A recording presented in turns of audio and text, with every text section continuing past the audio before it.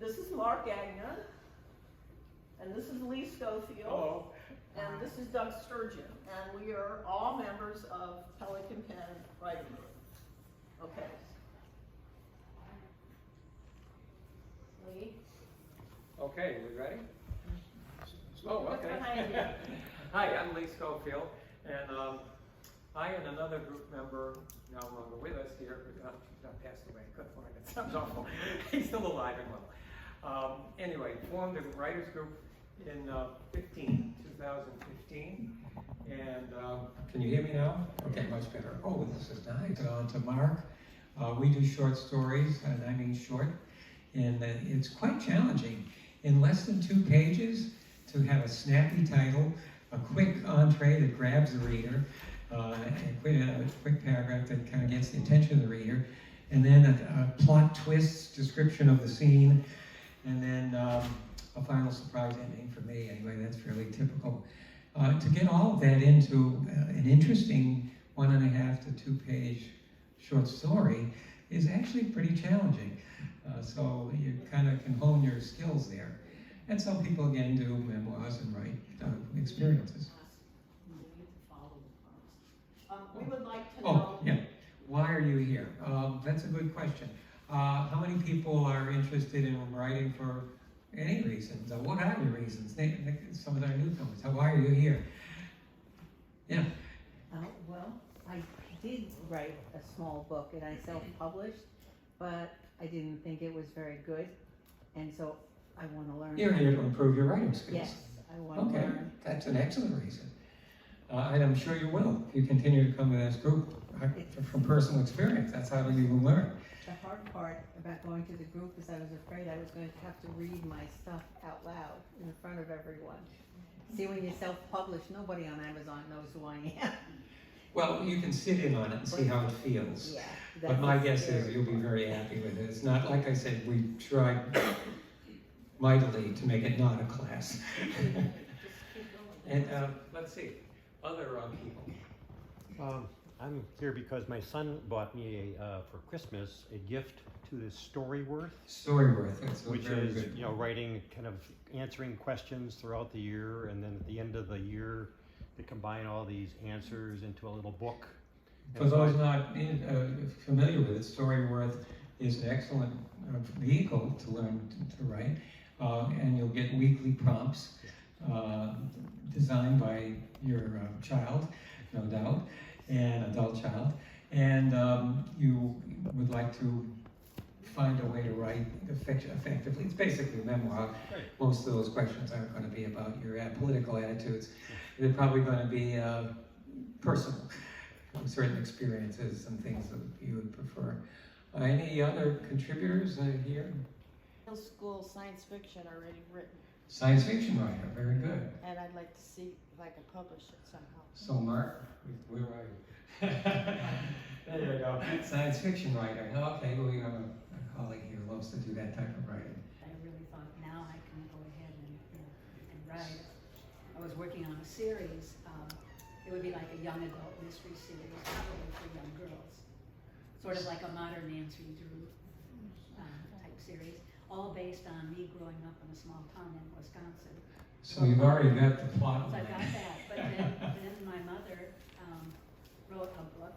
She was 86 years old. She bought a computer, wrote a book, and got it published. Oh, Excellent. And so I helped her market, and I helped her, so I still didn't get to Well, if your mother can do it, you can do it too. Yes, exactly. Okay. By the way, you probably already written it. It's in your head. It just needs to come out. Yes, but then I have a third option because my mother ended up with Alzheimer's, oh, Oh. and I became her caregiver. She was in a facility, but you know, if anything about Alzheimer's, you're still the caregiver. So now I have 3 things.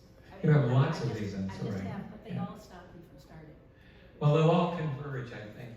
You'll find that there'll be overlapping motivations.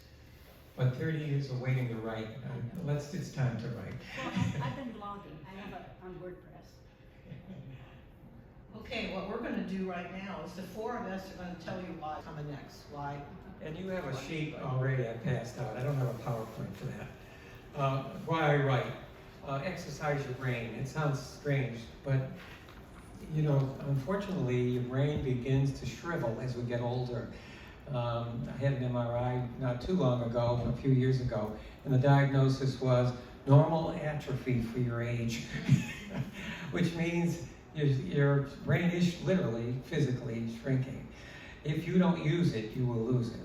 And one of the things you read about is learn something new, and that makes your brain work better. And it staves off or holds off early dementia and other cognitive deficits. So it's healthy. It's strictly a good thing to learn a new skill. You happen to be writing here, but it could be chess, painting, and other things as well. But always continue to learn.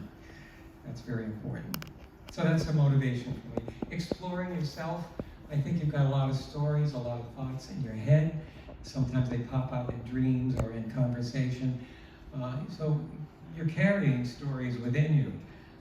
As you write, you begin to learn more about yourself.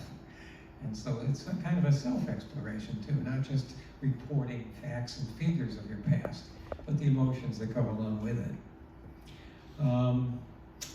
Language skills, I think a lot of people say, well, I write, but I'm not that good at words, or I don't know how to phrase things. You'll be much, much better when you hear and observe and watch others doing it as well. You just mimic it, or you watch, I call it benign plagiarism. We all do it. And you'll learn how to write. And so communicate, you can communicate with other people, as we said before, relatives, parents, children, sending those thoughts and messages to other people and having that sort of recorded, if you will, in posterity, whether it be handwritten copies in a journal or a short book that you've written, or more professionally done in a self-published book. So that's many reasons, and there's probably others. Where do you start? First of all, start small, as I said here. Don't get too big. You're not going to write the next great novel. We're doing the creative writing book. This is just the us part. Oh, the us part. All right. So just do that part. We'll do that later. Thank you for she's a very good teacher, by the way. In fact, she was a very good teacher, I'm sure. You can see why. So we'll get into that. But mostly start small. I think that's an important thing. And don't allow yourself to be bored. If you don't like it, nobody else is going to either. So if you're bored, put it down and come back later and try a different approach. If it's painful and boring to you, then dump it. You know, you're not turning it in for a grade, and come back at it with a fresh mind and a better attitude later on.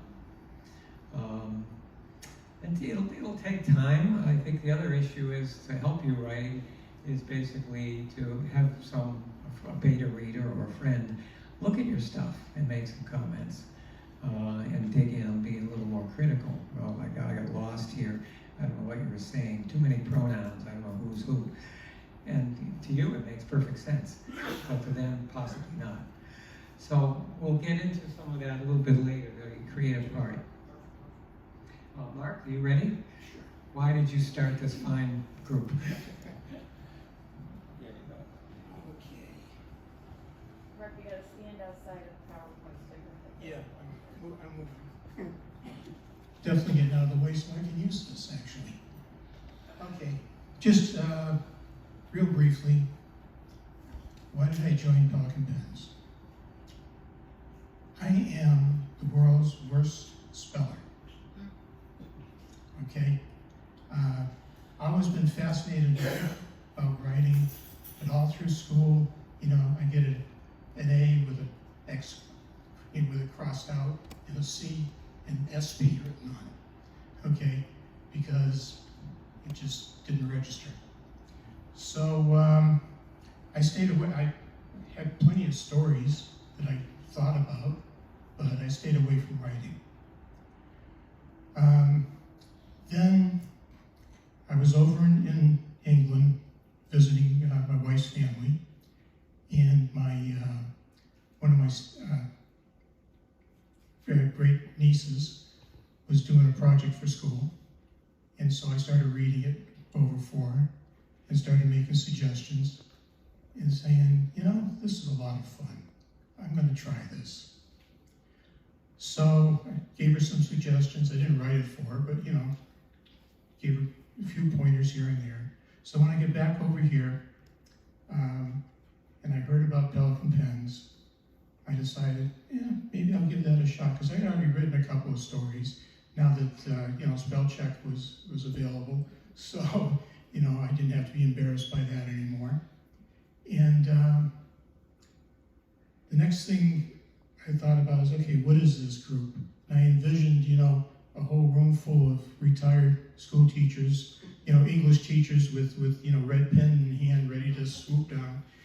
And as it turns out, I mean, we have quite a group. I mean, we've got a psychologist, we've got several teachers, we've had surgeons, and you know, all different walks of life, and a tour bus driver. That's me.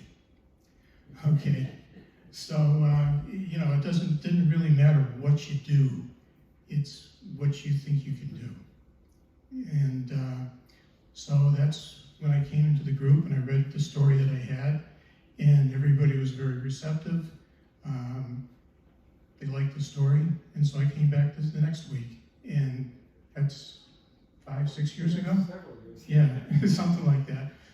And since then, because I've been doing this, I've published a couple books, and got involved in different contests, and but that's why I'm here. You know, I enjoy the writing, I enjoy the challenge of it, and keeps your brain active.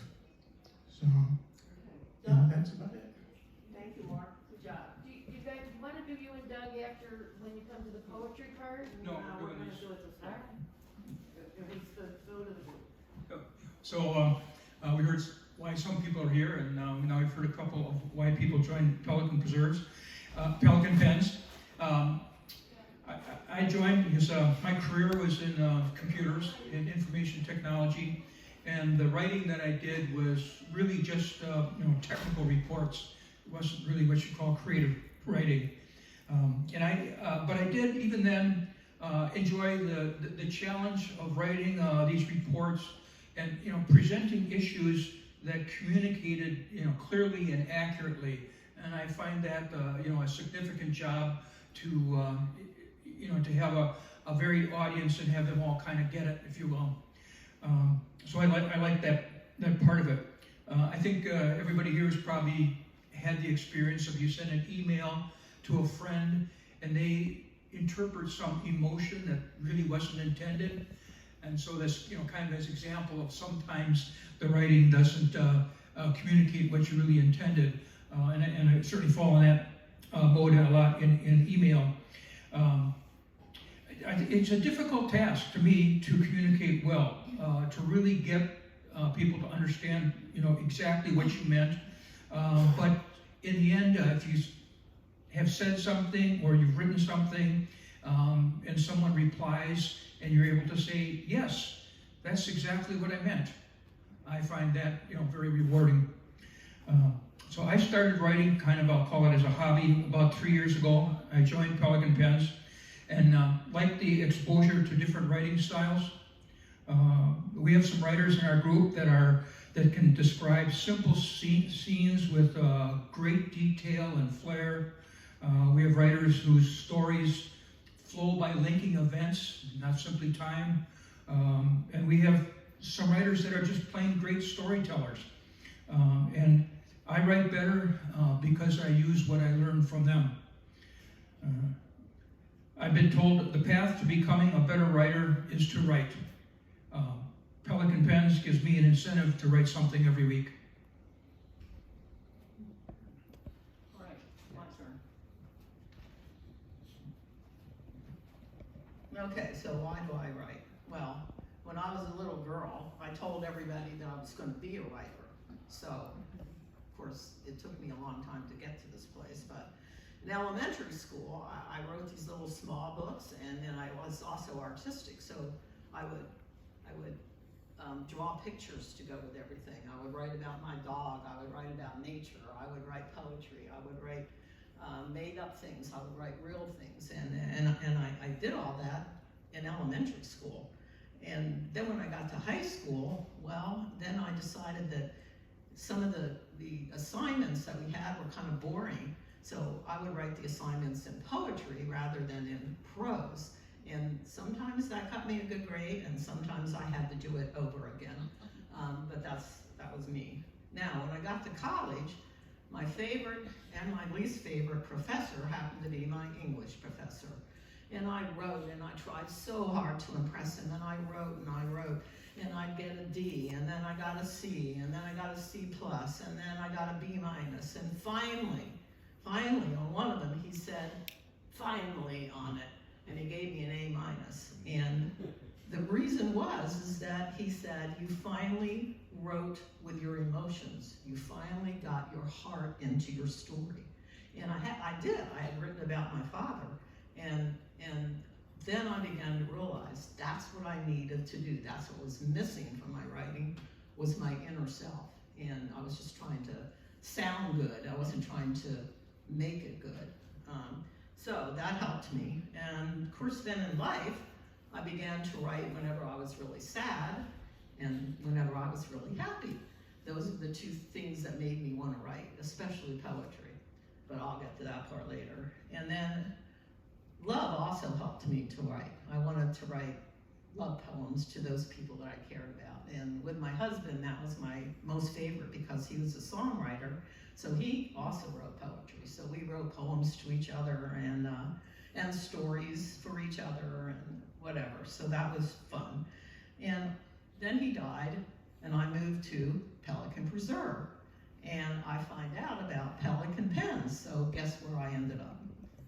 Pelican Pens. And so now I can share all my different kinds of writing, my emotional ones, my funny ones, my past, things about the past, my things that are completely made up, my other people's stories that they tell me, and then I write about them. So that's why I'm at Pelican Pens. Okay. So we're back to you two with writing. Yeah. Basics. You can go first. You know, just to give you a little bit, does everyone have a handout? I passed around a handout. Any left? Okay. Well, if you don't have it, you can see the after. Basically, it says, where do I start? Think small, as I said very early. Don't write the American novel. Just sit down and write a few paragraphs. I use a paper and pencil. Some people prefer to write on computers. Computers and I don't get along sometimes, so I just like the old-fashioned way, paper, pencil, and pen. I can cross out things, change things. When I'm ready to actually put it down, I will put it on a computer. Write what you know. You don't have to write about some American Revolution or something, unless that's your area of interest. But write what you know. You know about cooking, you know about travel, you know about fixing bikes, you know about golf. Write about something you know, an interesting twist on something you see or do and that you're familiar with. The other is, write about some interesting friends, crazy relatives. You probably don't want to share those stories, though. Although if you're Sedaris, you probably would make money doing that. Me Talk Pretty one day, I highly recommend that. That book was on the New York Times bestseller for quite a while. Wrote humorously about a pretty disturbed family, in my opinion. But they came to accept it and find the humor in it, so he says. Yeah. Anyway, so write about things you know, including relatives, friends, interesting activities that you've done. Write what you see. An old woman sitting on a bench. A paper cup sitting on a chair. How did it get there? So just stop and look. One of the things about writing is you'll actually look at things and think and pause. In our busy world, we just run from activity to activity. Whether you're a painter, and I do that as well, or a writer, you stop and think and look, and it makes you look carefully and think carefully about something instead of rushing by it. So that's basically about everything. A bird flying by, a pickup truck with a couple of kids in the back. Oh, I wonder where they're going. So you write about it. Well, how would I know where they're going? Well, you don't. You make it up. That's called fiction. Maybe they're escapees from a work detention program. Maybe there are a couple of kids running away from home to pursue their dream out in California. Who knows? You make it up. That brings us to getting involved with the characters. For me, I get involved with my character. Some people will say, well, how did you know how it was going to end? I said, I didn't. I let the character take me there. And so I became the character. What would the character do? And so it became natural and easy. So I'm not trying to do anything special. I'm just writing from the character's point of view. And once you get into that, it's easy. The story writes itself. Sometimes the characters get into some pretty nasty trouble. Now, you might say, as a psychologist, you know this is all about you, don't you? This is really about your own life, your own emotions, etc. And at the bottom it says, fiction or memoir, question. And I frequently brought this up in our group. The line between the two is very fuzzy. When you're writing a memoir, half of what you're writing isn't really true. Maybe you thought about it and embellished it. Maybe it turned out, if you asked somebody else in the family, they'd say it was an entirely different story. So what's in fiction, you bring yourself into the fiction. So the line between fiction and memoir to me is very fuzzy. And that's fine with me. I don't care about that. As I said, use the conventions of writing, rich descriptors, adjectives will become your friends. Action words are important, not passive tense. Using metaphor, personification. I wrote a 2-page story, which you didn't realize it until the very end, was a dialogue or thoughts of a paper cup sitting on the table. And you didn't realize it, that was a group member sitting there. As people were sharing their stories. And then everyone left, but of course, I didn't. And then the cleaning lady comes in, picks up the paper cup. You can write about anything, even a paper cup, and write an interesting story. If it's boring, then don't write it. As I said, walk away. Think of something else. No law that says that. Then importantly, rewrite. You're going to get discouraged with your writing and say, oh God, I got stuck with that. Rewrite it. In fact, most of us will say, oh, that's beautiful reading. On the back page of the handout, you'll see a paragraph at the beginning of the story that I submitted to the Florida Weekly. I never won a prize for it, but they did give me a notice of words of encouragement for that paragraph. They said, this is the kind of way we want you to write paragraphs. So it was kind of nice to be recognized, but then, again, no awards. But this is the kind of writing you'll do when you sit around here and start hanging around and thinking about writing. And you'll see there's a lot of action words in there, and there's a lot of descriptions in there, and you want to hook your reader quickly. So, I think we're done. Yep. The buzz went off, but you didn't hear. Oh, yeah. I'm done. Thanks a lot. Mark, your style of writing. Okay. You gotta change that. Let's see what we got here. Okay, some of the things that is important as far as writing goes is, like it says up there, who's your audience? So, I'll just stand out of the way without tripping on the cord. Understand who you're writing for. If you really like to write sci-fi or thriller, and you find out that your audience is really into memoirs, it's not going to fly, okay?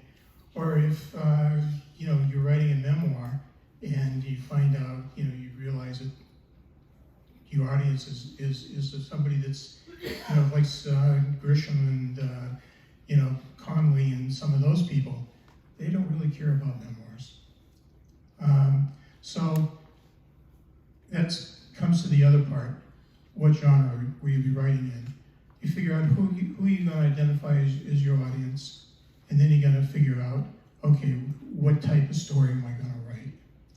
Now, I personally prefer fiction. I like doing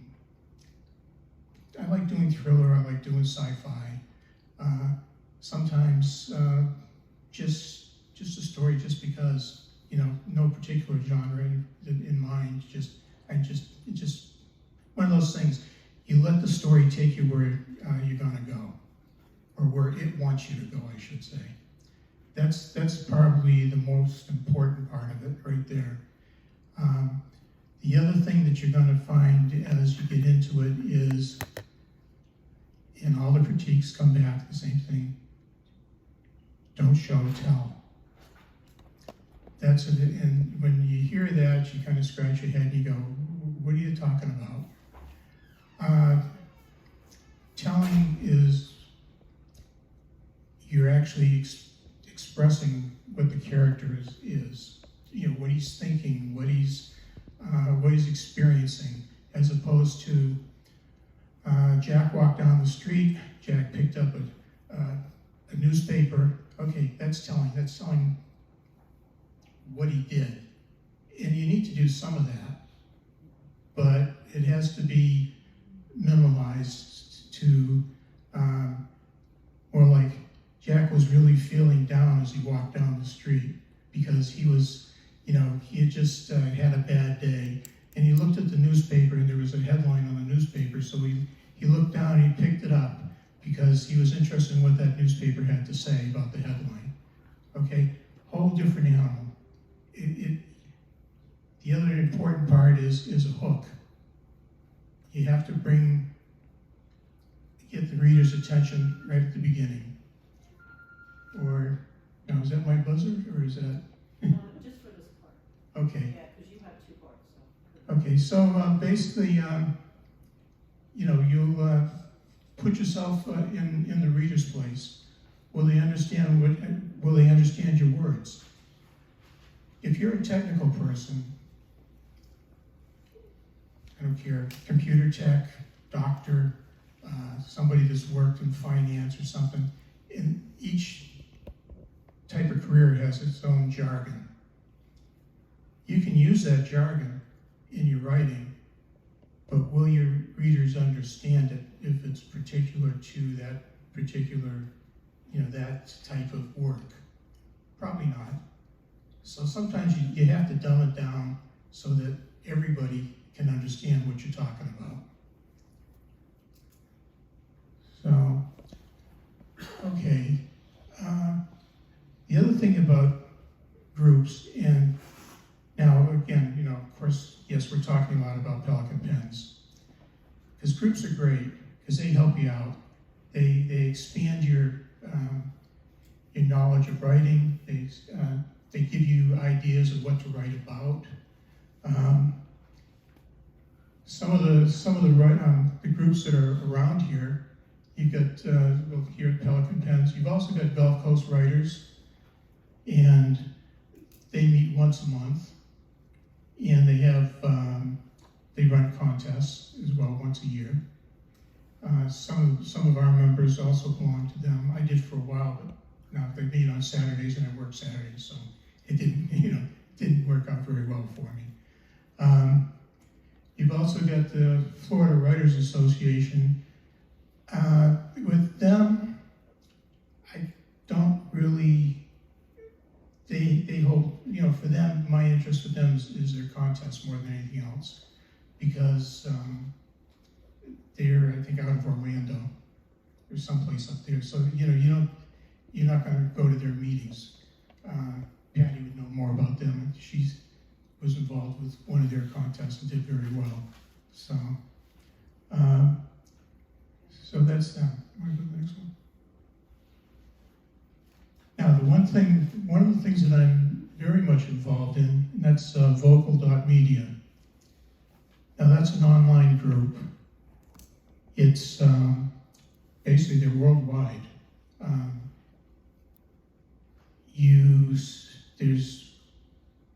They run contests, they have different, about 50 different, what they call communities. Everything from cars to fiction to politics, military, everything.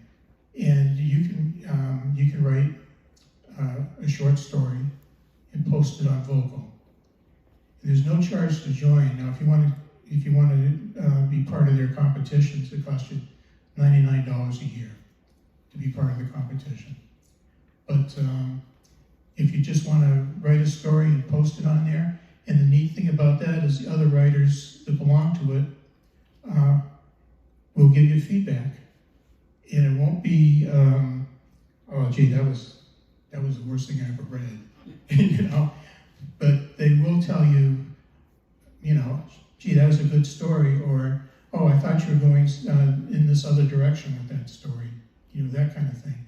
But they do, like I said, they also have a lot of contests, and I probably get about 270 stories on that website right now.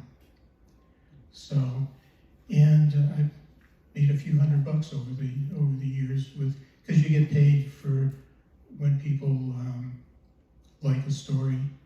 You know, you get paid per reads. You get if you get a top story, they give you $5. You know, you're not going to get rich. You're not going to pay your mortgage, but you know, it's just like recognition that hey, people like that story.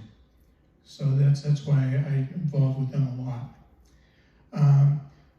The next one down is Medium. Well, actually, Reedsy's next. Reedsy is they're actually based out of England, and again, you can post stories with them as well. With them, mostly the stories that I posted, they'll give you 5 prompts for a competition. And you pick one of the 5 prompts and you write a story about it. It's going to be 1,000 words, or a minimum of 1,000 words.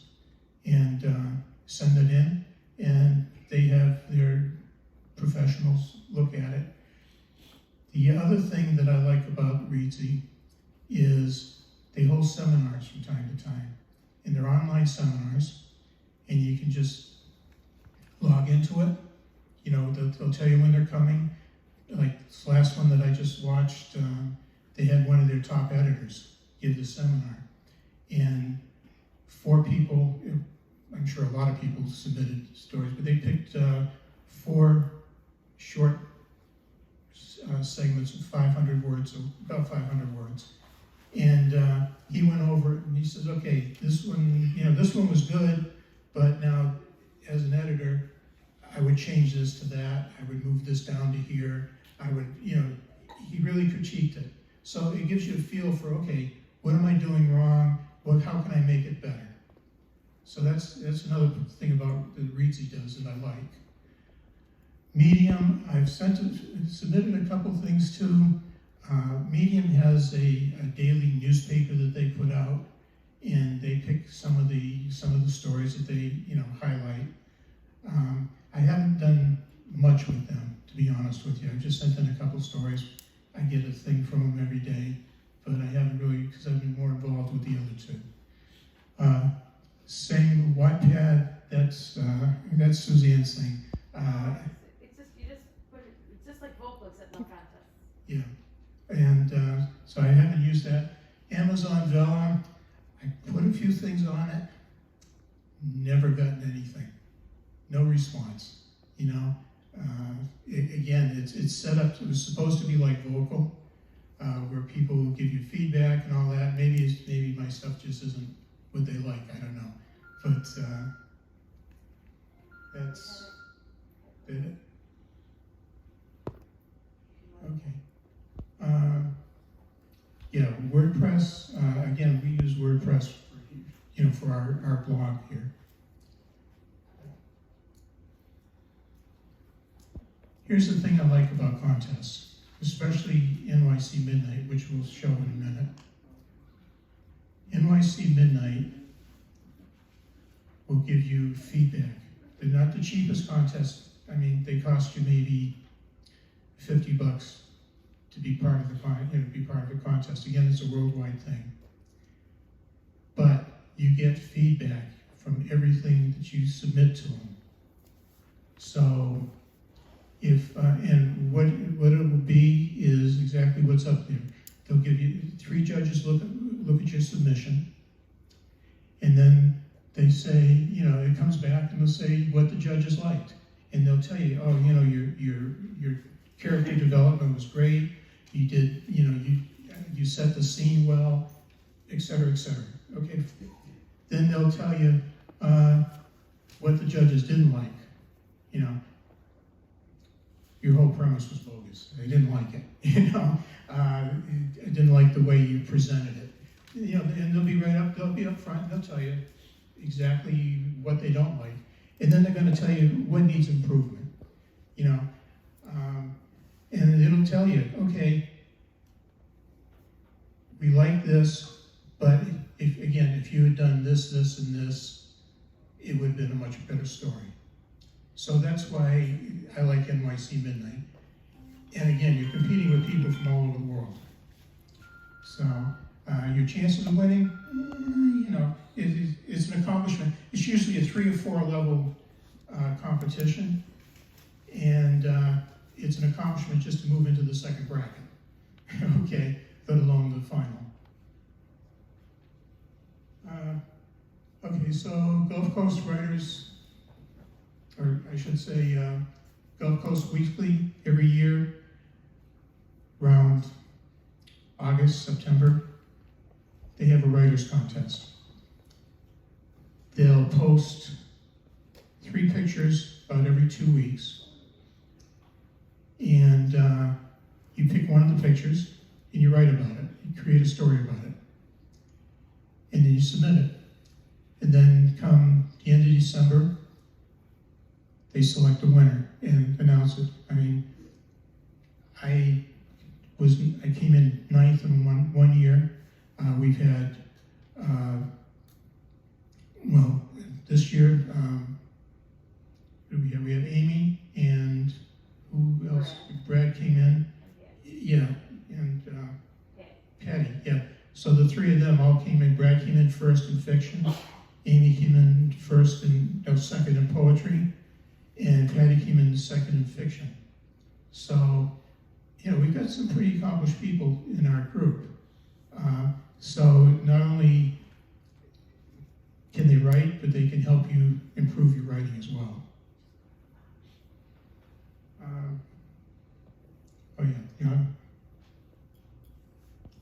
Coming soon, yes.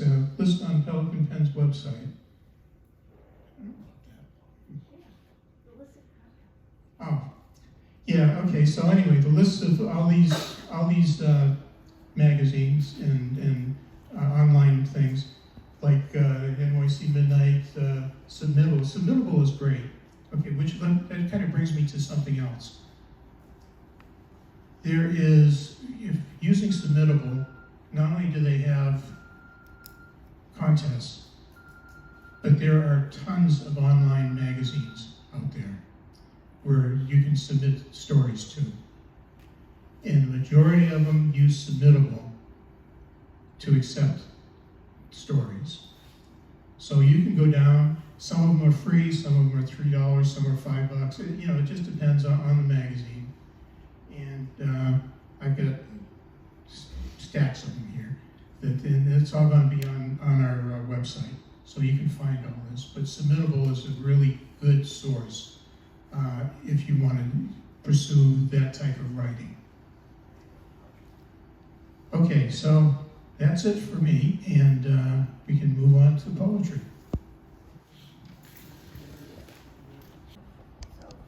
All right.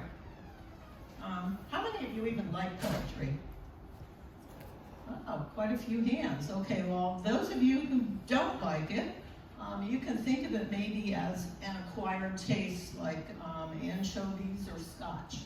Okay, and you have to get into it in order to like it, you know. It requires an open mind and sometimes an open heart as well, poetry does. So let Doug and me tell you some more about it. Try to open yourself up, those of you who don't like it, to the possibilities. Poems, they can be playful, they can be profound, they can be beautiful. In my opinion, poetry is the most creative form of self-expression. Probably because it's one of the hardest. Okay, so it's a challenge to write poetry. Okay, there's a that Emily Dickinson up there? That's what I want. I hope it's Emily. Okay. A word is dead when it is said, some say. I say it just begins to live that day. And Emily Dickinson wrote that. And words are very powerful, especially in poetry. And you know words in real life, they can damage or they can give you hope. And I like to think that a poem has power. It can make us laugh, it can make us cry, but definitely it's going to affect us somehow. Poetry has strength. A poem does so by condensing thoughts, ideas, or feelings into fewer words than prose. You can say the same thing in a poem in this much that somebody else has said in prose in this much. It's condensing, and therefore poems, in my opinion, give a greater impact. And they're best read if you read them slowly and if you read them more than once. That way then you get its meaning. And sometimes people say, well, what's that poem about? I don't get it. Well, every poem is about something. And at the end of the day, the poet had something in mind when he was writing it, and that's the poem's central idea, whatever it might be. Okay, Doug, take it from there. Okay. One of the important aspects of poem is to have a rhythm, a meter, repeating patterns that of tone and give a poem a certain flow. Shakespearean sonnets are very disciplined, 14 lines, 12 syllables, lots of very specific criteria, but there's much that can be done in very simple variations of rhythm. The simple one is a non-stressed syllable followed by a stressed or emphasized syllable. I think that's what I kind of refer to as the ta-dum, ta-dum, ta-dum, ta-dum. There's a rhythm there. How great the stars align would be every other syllable, and it provides a rhythm to the poem. I sometimes use present participles, ing words. The sun was shining, the birds were singing. You have that ing words, and that provides, again, a vehicle to put rhythm into the poem. Or another possibility is a string of words, the pattern 1, 2, or 3 syllables. So roses are red, violets are blue. You have a two syllable followed by a couple of 1 syllables. So when you write your poem and have it in something like a rhythm, it helps the flow. It helps the reader see the emotion or the tone or the feelings that you had behind it. A good rhythm in a poem allows you to worry a little less and not be a slave to the rhyme. Gives you some options for creativity. I'm much more focused on rhythm, not saying that rhyme isn't important. It's a real part of it. Diane will talk about more specifics on rhyme. Okay, well, I'm going to talk to you about a sonnet, because a sonnet is one of those poems that has lots of rules, if you can call them rules. In a sonnet, you only have 14 lines. You have what's called iambic pentameter, which means you're having 10 syllables in that line. And then you have rhymes every other line, and sometimes a rhyming couplet, which means a rhyme at the end. Both of the last sentences have a rhyme. Let me just read you an example of that, because it's too big to put in a PowerPoint. This is called How Do I Love Thee by Elizabeth Barrett Browning. How do I love thee? Let me count the ways. I love thee to the depth and the breadth and the height my soul can reach when feeling out of sight. For the ends of being an ideal grace, I love thee to the level of every day's most quiet need by sun and candlelight. I love thee freely as men strive for right. I love thee purely as they turn from praise. I love thee with the passion put to use. In my old griefs and with my childhood's faith, I love thee with a love I seem to lose. With my lost saints, I love thee with the breath, smiles, tears of all my life.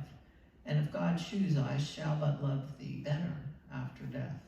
So you hear the rhyme, you hear just what he was talking about, that specific rhythm with the beats in the line, and then you have the exact amount of 10 lines in a poem. So it's very challenging to do all that, but it's fun when you get into it. It's very fun. That came from a book called 100 Best Love Poems, and I have a whole bookcase. It's nothing but poetry books. So, okay, Doug, tell us about I think the short poem that's right there. Yeah, I'll talk about the short poem. It's a 6-line stanza. Stanza's 4 or more lines. And what is so rare as a day in June? Then if ever come perfect days, then heaven tries earth if it can be in tune, and over it softly her warm ear lays. Whether we look or whether we listen, we hear life murmur or see it glisten. So if you notice in this 6-line stanza, the rhymes, the first and third line, June and tune, and the second and fourth lines, days and lays, and then the 5th and 6th line are another rhyme, listen, glisten. So that's in a format that you would call, using a letter for the rhyme word, A, B, A, B, C, C.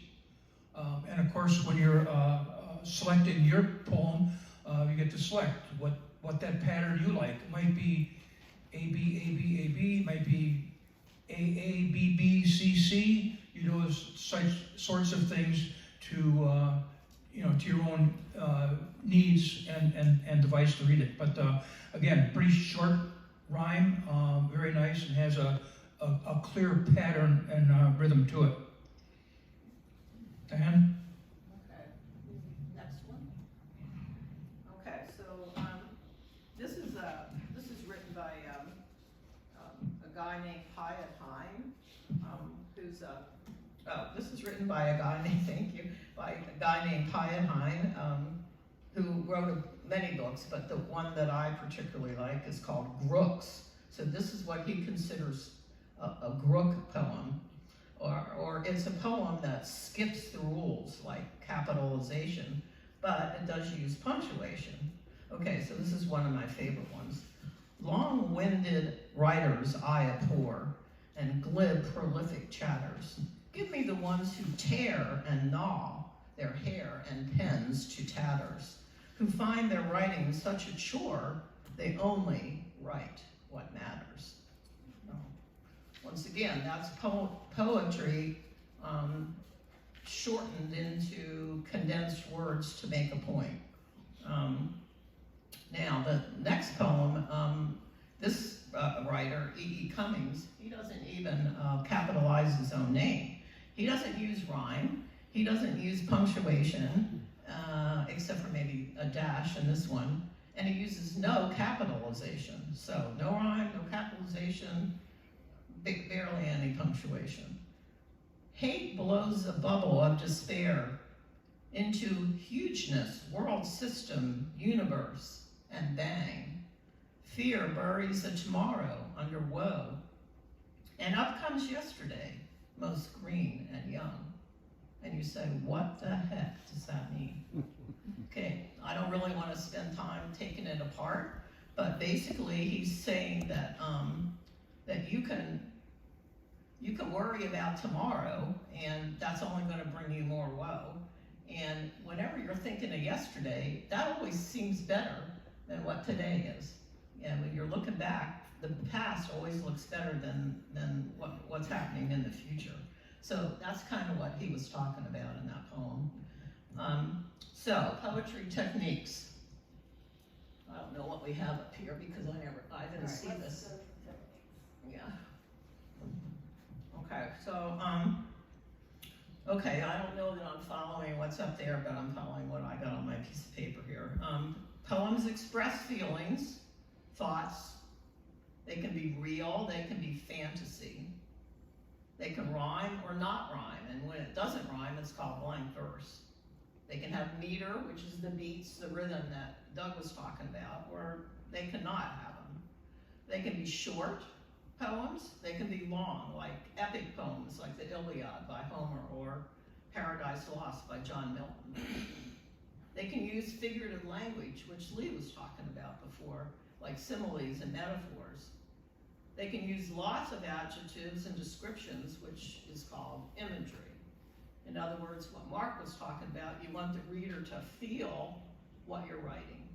When you're a poet, you want to share what you feel, what you're seeing, what you're hearing, what you're tasting, what you're touching. You want all those senses to get into your poetry.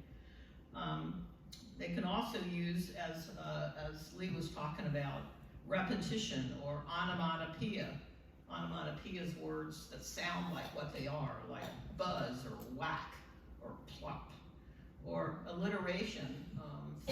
Peter Piper picked a peck of pickles. That's alliteration. Suzanne loves alliteration. And they can be turned into songs. Poetry is songs. Songs are poetry. Songwriters are poets.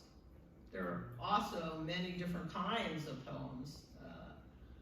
They range from Japanese poems, simple ones like haiku or tankas, to acrostic poems where you're using a word as the beginning for each, or the first letter of the alphabet for each thing, to limericks, to autobiographical ones. There are so many kinds of poetry. There's probably more kinds of poetry than there are kinds of prose. What else can you tell us about that?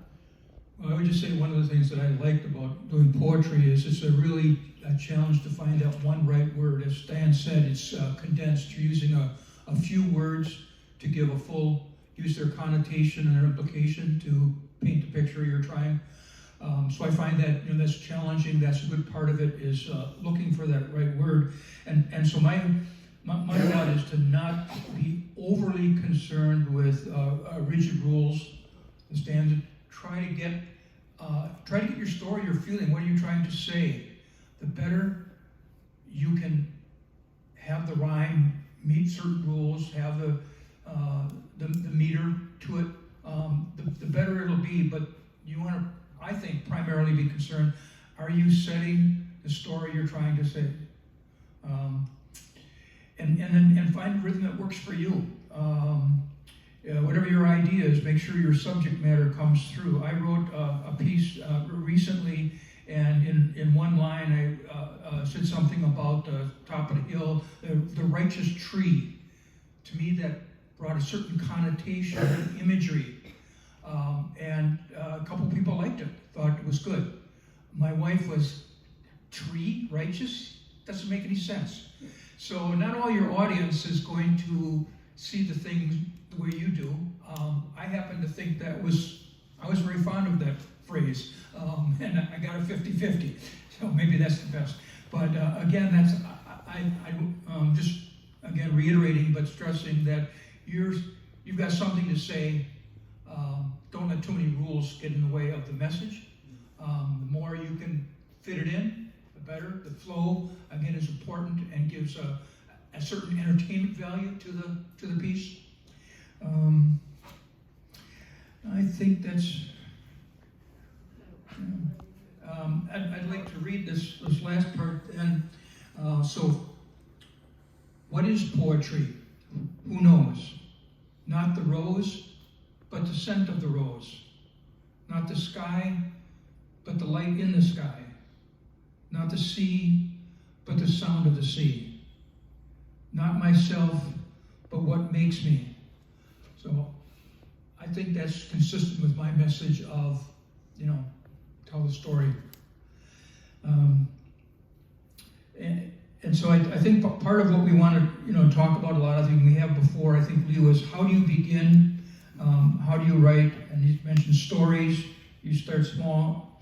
I start with a line or two and look for words and build. And I think Brad there told me once, they shouldn't call us writers, they should call us rewriters, because they get it down and rework it and rework it and rework it.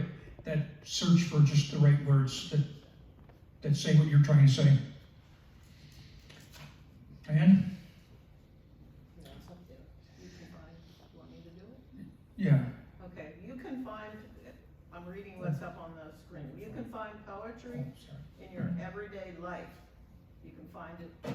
You can find poetry in your everyday life, your memory, in what people say on a bus, in the news, or just what's in your heart. And that's a quote by somebody I never heard of, Carol Ann Duffy, but she says exactly where you can find poetry. It's everywhere. And I'm gonna kind of conclude the poetry part with how I started, and to say is this quote: poetry is language at its most distilled and most powerful. Much more powerful than I think than prose. And that was written by Read It Up. So we are done with poetry. So do you have questions and answers? We have answers. You have questions about. Anybody have a question? Well, while you're thinking, I'll just mention a little bit about Pelican Pens. Well, it's the second time I've done that. Pelican Pens. When I came, I didn't know a lot about the group, but I would classify it as if you were training a dog. This group is not the take the newspaper and paddle the rear. This group is the give treats. We are encouraging. We give very little criticism. We give encouragement. We find points that we like. If you are interested, we don't tear anything apart. We give praise and encouragement. Who has a question? I'll bring the microphone to you. It doesn't bite, I promise. Shell, did you have? I'll cut you off if I don't like it. Go ahead. Where the prompters. Well, I joined Pelican Pens, I guess last year, and I was in a speech contest for the Toastmasters group. And I had this speech, and I wanted to have the Pelican Pens critique it. So I went to Pelican Pens and read my speech, and they had a couple of comments and a couple of thoughts for the speech contest. And as a result, I didn't win the contest. I did win, and Pelican Pen and the Toastmasters again this year is having another speech contest in a few weeks, and I'm looking for the Pelican Pens to help me with that speech. But anyway, as a result of that, I joined the Pelican Pens, and I get great pleasure out of coming to the meetings every Thursday and writing every week. It's just a great catharsis, so I really enjoy it. Okay, before we do more testimonials about Pelican Pens, Brad, do you have a question? Because I just don't want to, we'll do that, but I want to make sure questions are asked first. I have a question. Okay, fair enough. I'm wondering if any of the people at the front could talk a little bit more about not worrying about what you're saying or what you're trying to express when you're writing poetry, the importance of getting it out. Could you just elaborate on that, say a little bit more about that? Because you did touch on it. Mark? He's not That's gonna- about he's not poetry. gonna ask. Whenever I write a poem, and I hope this is gonna answer that question, whenever I write a poem, I write down everything that I'm trying to say, anything that I'm trying to get across, an emotion, a description, whatever it is, I write it down. Then I worry about trying to find the rhyme. Then I worry about doing the rhythm or the meter. In other words, you gotta get your ideas down first. Then you fit it into the rules, whatever rules that you wanna use, or if you don't wanna use any rules at all.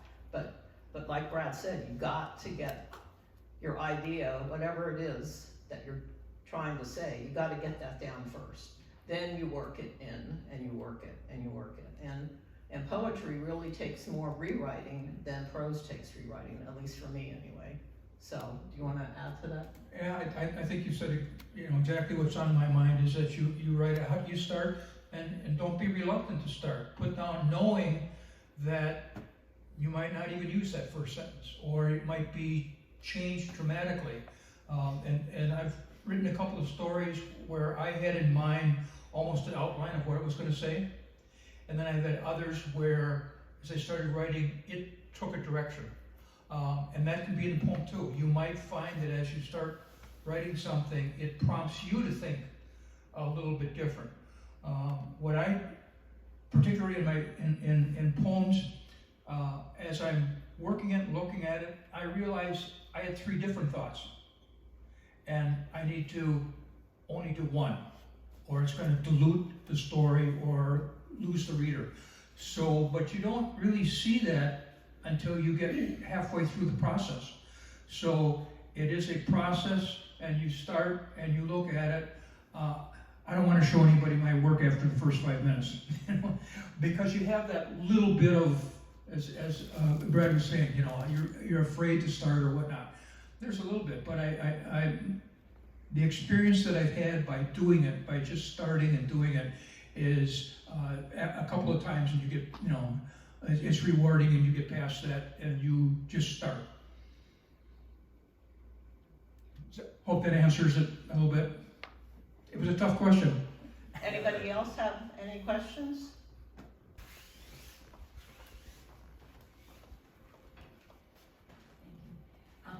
I have a blog. I haven't written written anything for the blog for about 2 years. But what I found is that get yourself a blog and just start posting something. And that way you are starting to write, you are writing.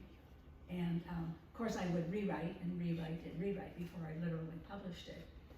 But I just found that a really good way to do short pieces, and you get a sense of publishing, and you do get followers. I mean, people, comment and follow that I don't know, as well as people that do know me. I always take my blog and I post it on Facebook to my Facebook friends, and then they can click on the link and they can go read it. But Yeah, like one of the slides said, blogs are a great way to get your stuff out there.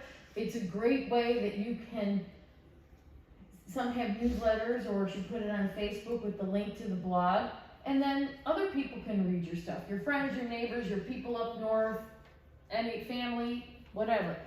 And you can also then, because that's one of the threads of this, is you can write shorts. You don't have to write a book to be a writer. You just have to write a word, 2 words maybe, to be a writer.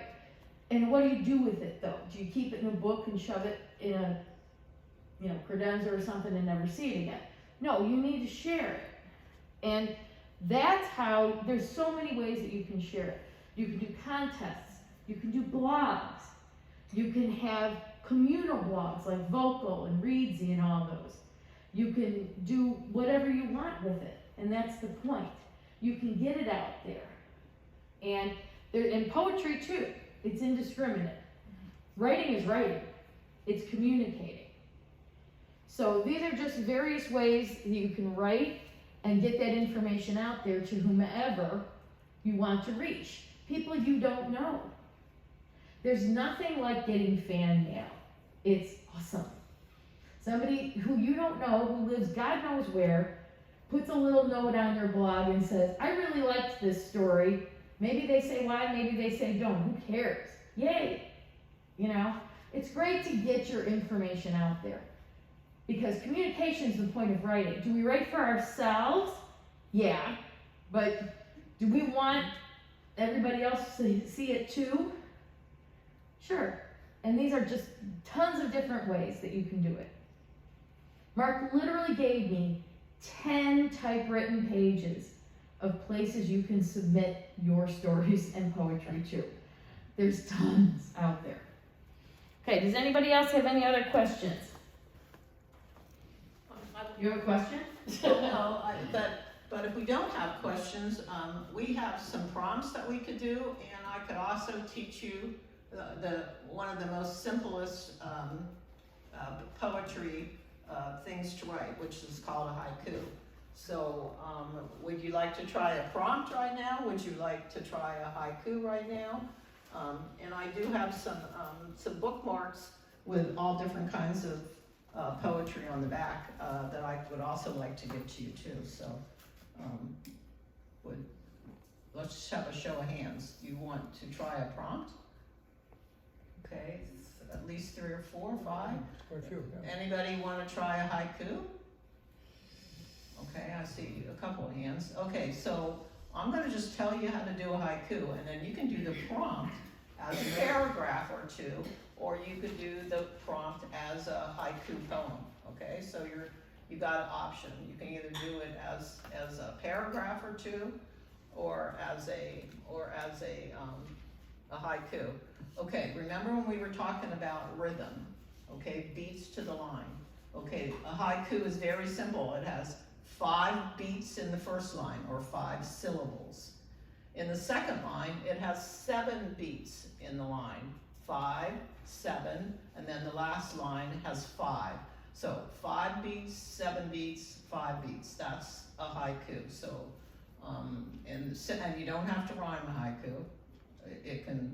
It doesn't have to have punctuation or capitalization or whatever. The only rule for a haiku is the beats, 5, 7, 5. Okay, and this is the prompts that we came up with ahead of time. One is to scan the room, and that means even the most insignificant thing in this room. Scan the room and write a 1 or 2 paragraph story about what you see, okay? That's prompt number 1. So we're going to try that one first. Scan the room and write a 1 or 2 paragraph story, or write a haiku about what you see, or any kind of poem about what you see. Okay.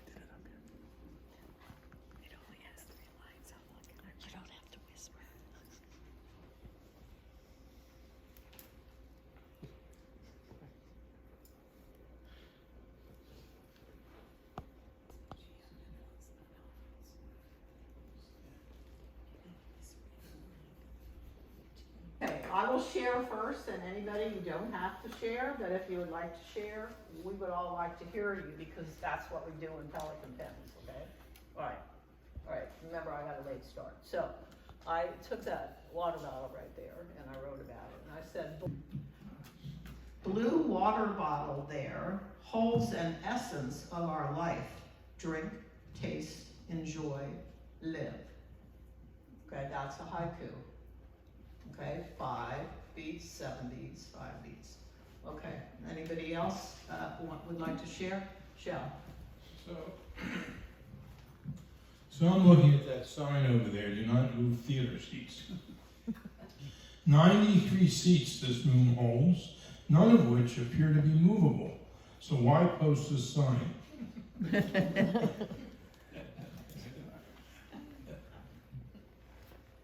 Quiet anticipation in a drab brown room. Encouraging voices coaxing silent hopes for self-discovery. time to take the first step.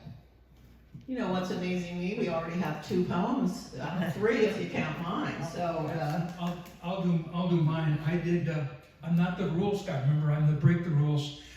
So I did haiku, but I did 577, and it's called posthumous. Friends forget the deeds you did. No one recalls the words you spoke. People will remember how you made them feel. Something I had in my mind for a long time. I'm going to write something about it, but we had somebody else here? actually, if you add another line, you have a Tonka poem, 5775. Yeah, I saw the same picture on my side over here. Do not move theater seats, but you are allowed to wiggle silently if your feet is asleep. If your foot is asleep, actually. The presenters spoke, the audience was inspired, they all stayed awoke. Another haiku. My picture is no longer on the screen, but it was the light bulb with the word ideas in it. Ideas can grow, sprouting mushrooms in your head, poetic fungi. Oh, some good words there, Amy. So, I didn't write a poem. I thought we had the option to do either, so I did a paragraph. Yep. I entered the air-cooled theater 1 minute late. The group had spaced themselves, politely separated, following the new rules of behavior that COVID has ingrained in us. We are here to share our hope that we can write something that will have value to the reader. Today, I am a writer. You are too. Oh, that was great. Thank you. It didn't get very far because I kept trying to make it rhyme. So I wrote a little rhyme here. I don't think it fits any particular rule, but it says, I can see that thing they pass around. It taunts me with each touch. I'm hoping they don't give it to me, because that would just be too much. What would come out of my mouth? What in the world would I say? Give the weather the next song? I can't read my own chicken scratch. Oh, I want it more than it wants me, because I'm a retired DJ. Well, then you've heard poetry all your life. Yeah. I mean, every song is a poem, so. What's nice about our group is you take the prompts and you push yourself. And you think, I can't write about that. And then you find out, maybe I can. Find it, yeah, here it is. I'm looking this way, don't forget. And there's a clock in the back. Clock ticks steady as it goes, marching on to some far distant point, soon lost in black pasts long gone. Okay, yes, let Suzanne. Okay. Okay, so I have, if anybody hadn't picked one of these up, let me know, raise your hand, I'll bring you one. This, not only does it have our blog address on it so that you can check it out, the blog is also a website. We have different things on there, and we're adding more and more all the time. The final 2 in the series are Friday, February 16th. That's a Friday instead of a Thursday. Confidentially, it was a Thursday, and we got bumped by the management. So, there you go. So Friday, February 16th, same time, the 1:30 to 3:30, same place. We will be discussing memoirs and novel writing. And a memoir can be anything. It doesn't have to be a whole book. It could be a serial, it could be a series, it could be a series of short stories, it can be anything. It doesn't have to be a whole book.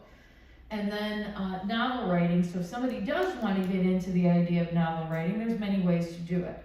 So that's what we're going to discuss on February 16th. That's a Friday, 1:30 to 3:30. And then the final in the series, Thursday, February 22nd, so a little less than a month from now, we're going to discuss how to publish a book, where we're going to discuss self-publishing, traditional publishing, hybrid publishing, how to get, a little bit about marketing, and some other things like that, to give you some tools and some directions on if you do decide to publish, there's many paths you can take. Okay, so that's what we're gonna do on the 22nd. So if anybody doesn't have this, raise hand, I'll bring to you.